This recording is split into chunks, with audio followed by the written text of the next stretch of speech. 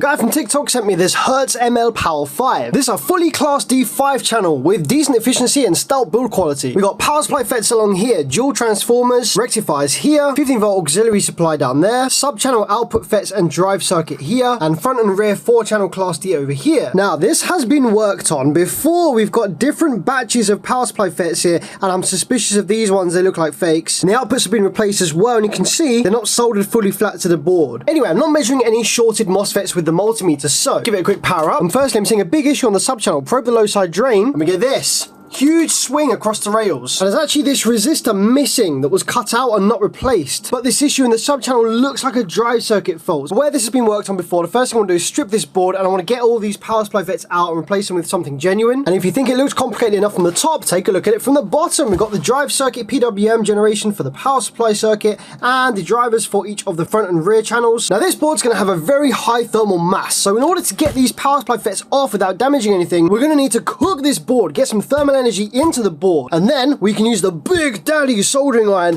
to get some heat into the FETs, and they'll come right off in no time. Yeah, looking at 78, 79 there. Get that on there. Keep it there. Oh yeah, look at that. Ooh, staying.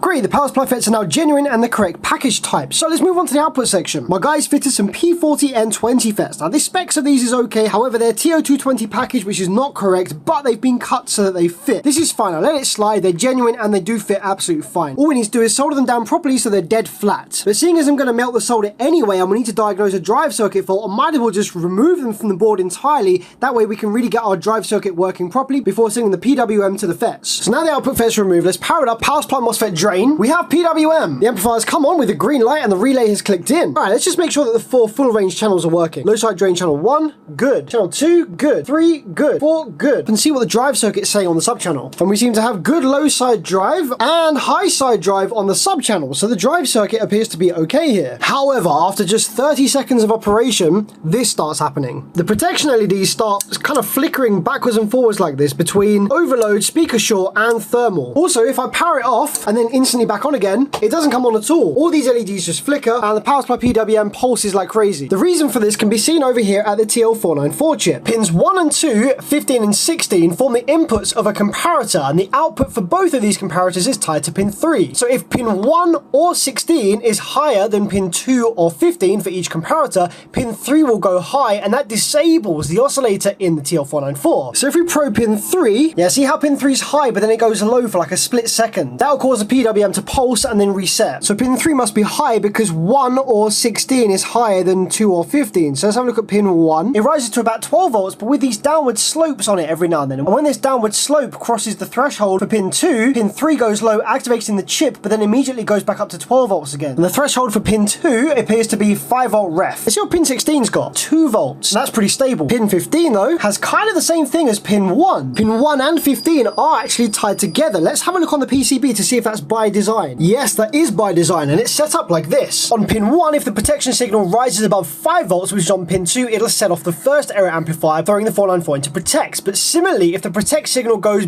under 2 volts, then 16 becomes higher than 15, therefore it sets off the second error amplifier, throwing the 494 into protect as well. So in order for the 494 to be active, the voltage on protection signal needs to be below 5 volts, but above 2 volts. Bearing all that in mind, there's something else I noticed, a missing resistor here, R39E. Here's a picture online I found of this amplifier with this resistor.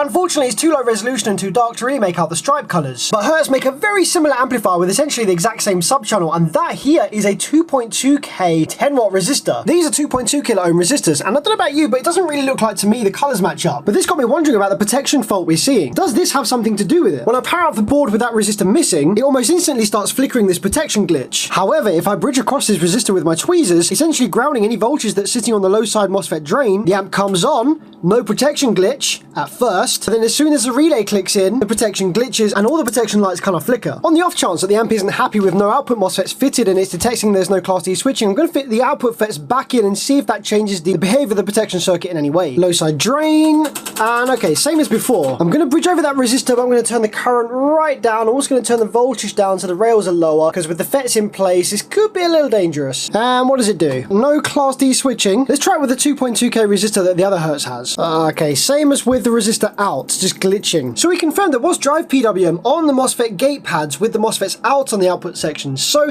there's only really two things I can do next. First thing is to disable the protection circuit and just see what happens. It's a little bit risky, but we've got low current supply, and also if there is an issue in the sub-channel and it kills the FET, it's only 4 FETs. Or remove this sub-channel driver card entirely and just see if the amplifier stays unstable. So what I've done is I've just soldered this lead to pin 3 of the TL494, which we can ground, which will force it to stay active. Fire in the hole! Well, the power supply section is actually staying active, but the low side drain on the output sub-channel MOSFET just looks like this. So it's definitely a drive circuit fault with the sub-channel. So let's remove the driver card. There it is. Will it stay powered up now? Yeah, it's happy now. Although it comes on and stays on, we don't actually have switching on any of the front or rear channels now. I've done a once over on this card, checking all the capacitors, diodes, resistors, and everything checks out. And I can't check the discrete components of the drive circuit because they're all in this chip. So the thing that makes most sense to do next is to change the chip and see if that affects anything. I just had a thought actually, before we fit the new chip, let's put the driver card back in and see if it remains stable. If it does, we know it's the chip or something related to when the output section starts to oscillate. If it starts glitching again, then we know it's something else on this card that's a problem. What's it doing? Ah, okay, we're back to glitching again, so it's not the output driver. Hey yo, I just noticed we're missing an auxiliary rail. We have positive 15, ignore the noise on the scope, but we don't have negative 15 VCC. This was one of the first things I bloody checked, and we did have it then, but it's disappeared. I know it was there before because we wouldn't have had Class D switching on these if it was missing. Here are the 2 regulators that generate plus minus 15 volts. See, this is the negative. We've got input there and output there, but on the negative side, there's nothing on the input, and therefore nothing on the output. These are the 2 rectifier diodes that lead to the regulators. As you can see, the rectifier leading to the positive one has output, and it should have AC input, yep, and that AC input should also be on here, but there's nothing on the other side. Which is really weird because there was earlier. But regardless, let's change both of these and see what happens.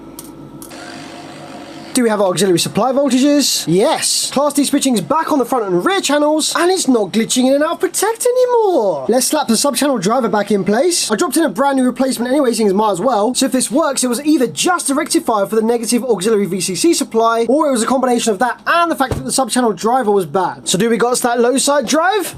Oh yeah! Yo!